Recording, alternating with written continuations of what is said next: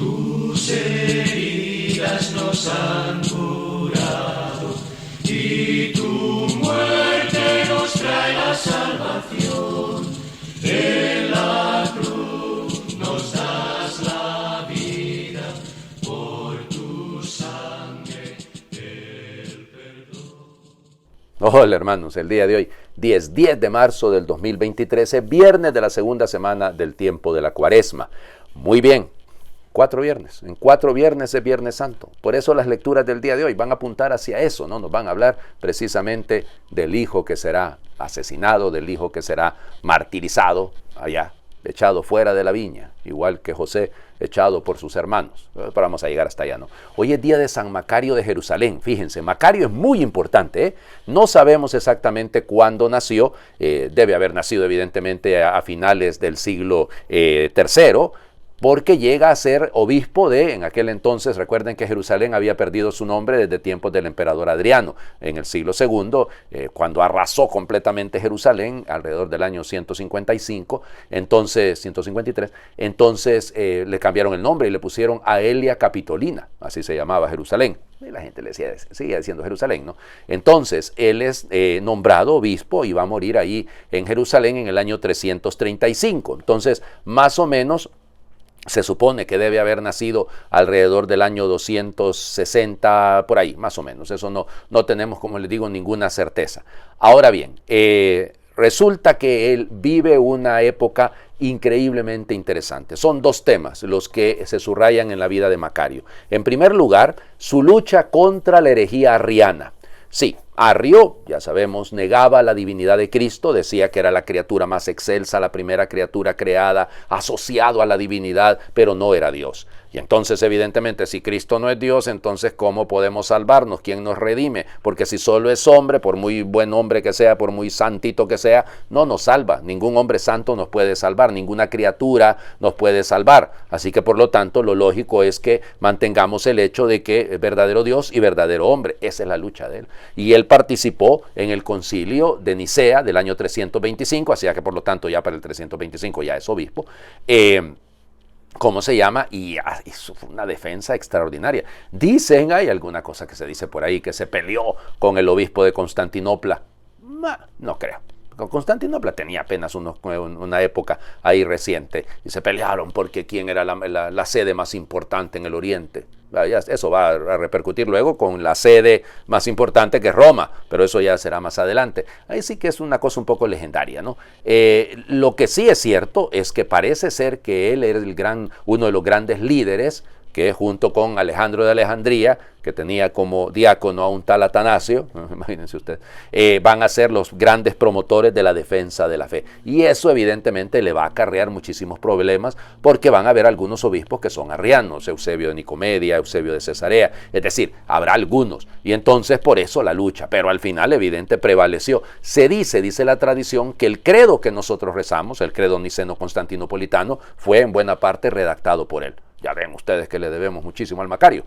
Ahora, el otro tema es que es durante el gobierno de él, digamos, durante su episcopado en Jerusalén, cuando Santa Elena, la mamá de Constantino, encuentra los restos de la cruz del Señor Jesús. Entonces por eso se le representa muchas veces así, ¿no? Junto a la cruz o mostrando la cruz para salvar. Porque la idea es que, cuenta la tradición, que habían 3 maderos. Entonces, para saber cuál era el madero de Cristo, acercaron a alguien que había muerto, le acercaron el madero y fue él, Macario, el que le acercó el madero, y entonces que la persona resucitó. Ya les digo, una vida interesante, está atestiguado su papel, como les digo, en el concilio y demás. Algunos dicen, es que yo no sé por qué la gente escribe eso, que es el primer obispo griego de Jerusalén.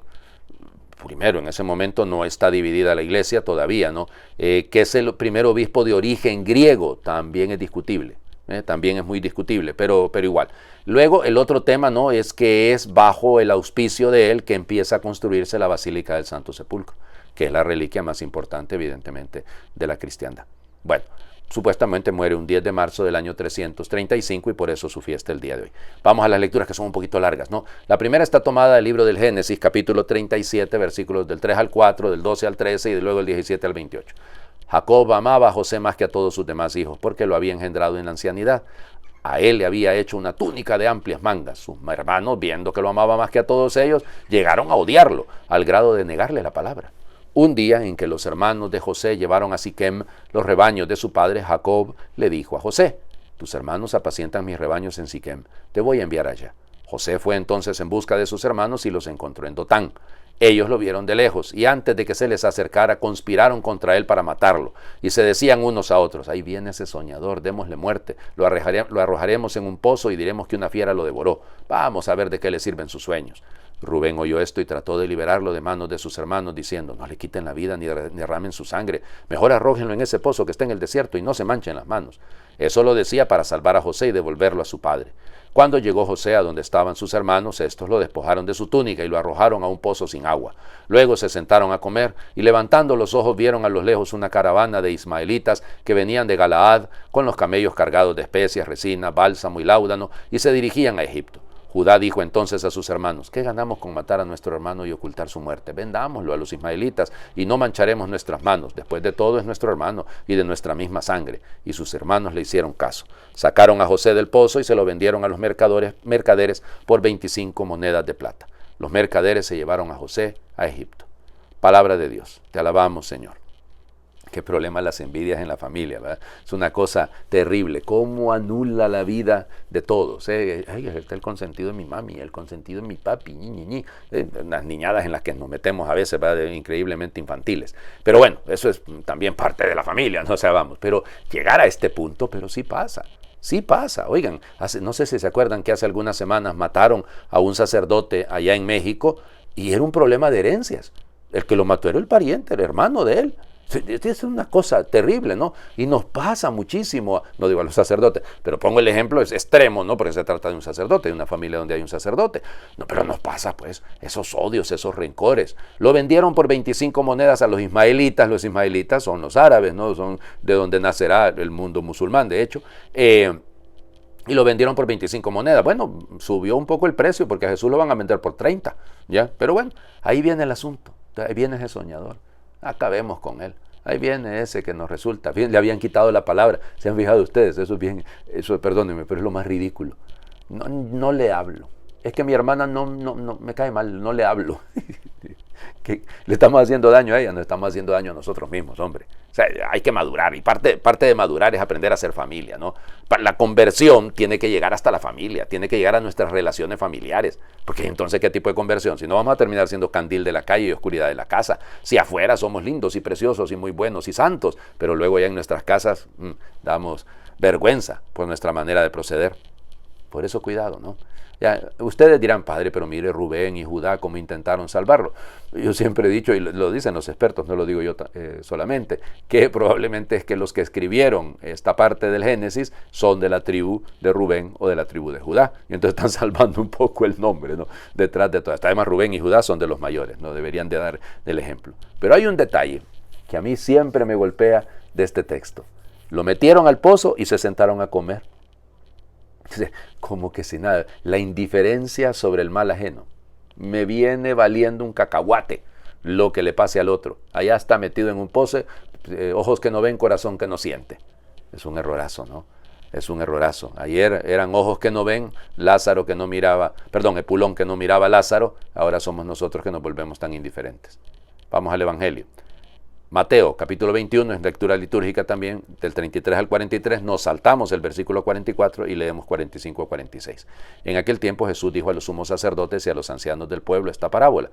Había una vez un propietario que plantó un viñedo, lo rodeó con una cerca, cavó un lagar en él, construyó una torre para el vigilante y luego la alquiló a unos viñadores y se fue de viaje. Llegado el tiempo de la vendimia, envió a sus criados para pedir su parte de los frutos a los viñadores. Pero estos se apoderaron de los criados, golpearon a uno, mataron a otro y a otro más lo apedrearon. Envió de nuevo a otros criados, en mayor número que los primeros, y los trataron del mismo modo.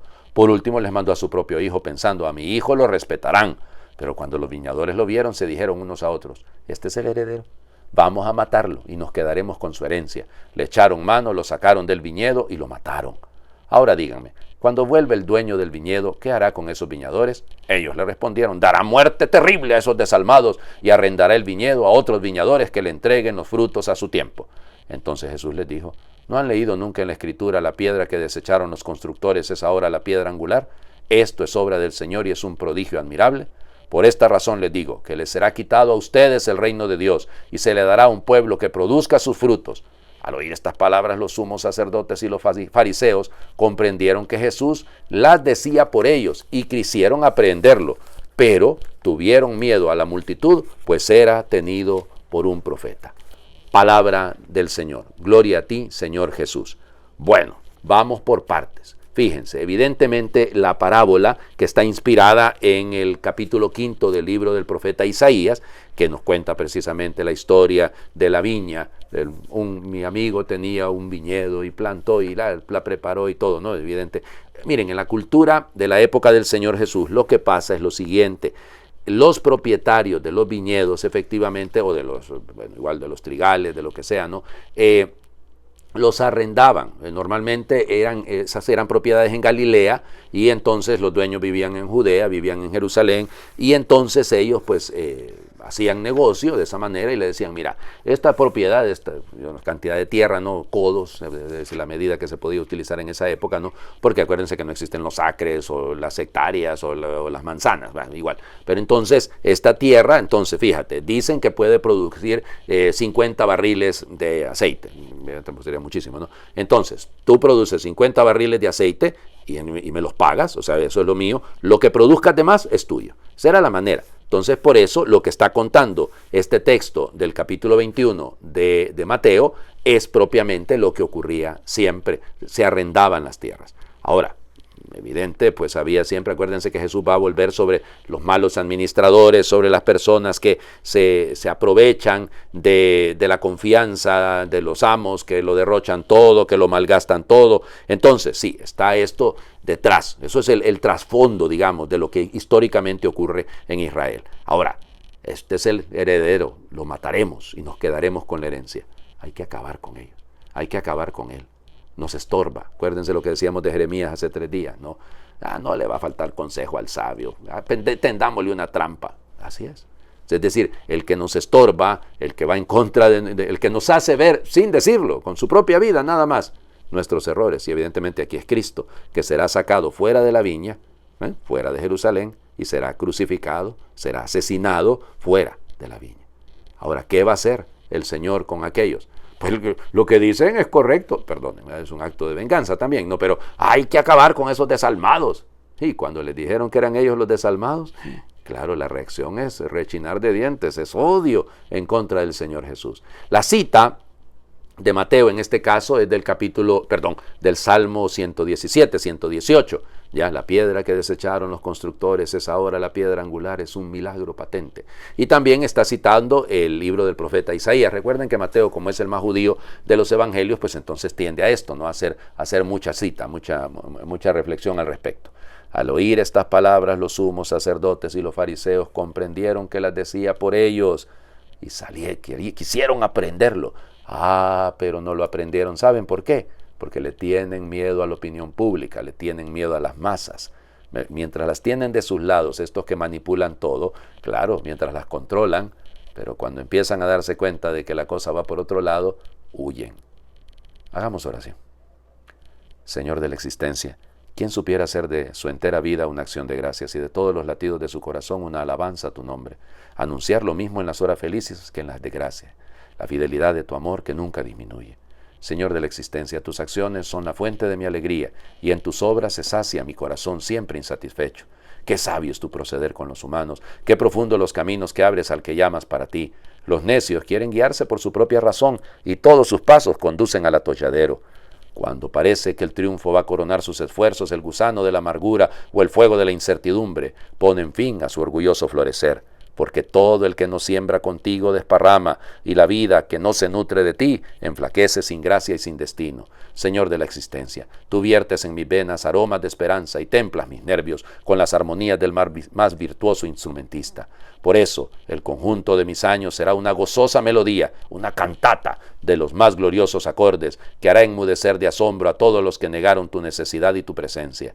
El que confía en ti, Señor, escapa a los juicios mezquinos de la historia y sus raíces, bien regadas, dan fruto, más allá de los cambios de ideologías, modas y poderes. No hay frustración para quien se abandona a tus destinos, ni vejez o enfermedad que no lleven sus frutos de madurez.